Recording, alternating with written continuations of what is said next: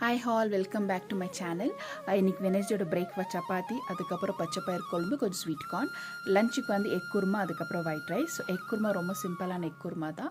As usual கொஞ்சம் தேங்காய் தக்காளி ரெண்டுமே நம்ம அரைச்சி வச்சுக்கலாம். அதுக்கப்புறம் அது கூட கொஞ்சம் ஒரு சின்ன பீஸ் வெங்காயம் சேர்த்து அரைச்சி ரொம்பவே டேஸ்ட் நல்லாயிருக்கும்.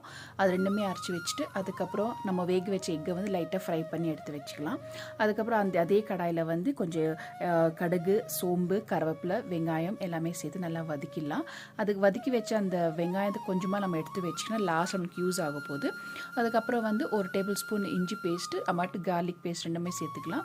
அதுக்கப்புறம் எல்லா ஸ்பைஸ் மசாலா சேர்த்துக்கலாம். டர்மரிக், சில்லி பவுடர், அதுக்கப்புறம் கொரியண்டர் பவுடர் சேர்த்துட்டு நம்ம அரைச்சி வச்ச விழுதியும் அதுலேயும் சேர்த்துக்கலாம். கடைசியாக கொஞ்சம் ஜீரகம் பவுடர், அதுக்கப்புறம் கரம் மசாலா, கொஞ்சம் தேவையான அளவுக்கு சால்ட்டும் சேர்த்துட்டு நல்லா மிக்ஸ் பண்ணிவிட்டு நம்ம ஃப்ரை பண்ண எக்கு அதில் சேர்த்துட்டு கொஞ்சம் கொத்தமல்லி, அதுக்கப்புறம் கடைசியாக நம்ம எடுத்து வச்ச வெங்காயம் அதையும் சேர்த்துக்கலாம்.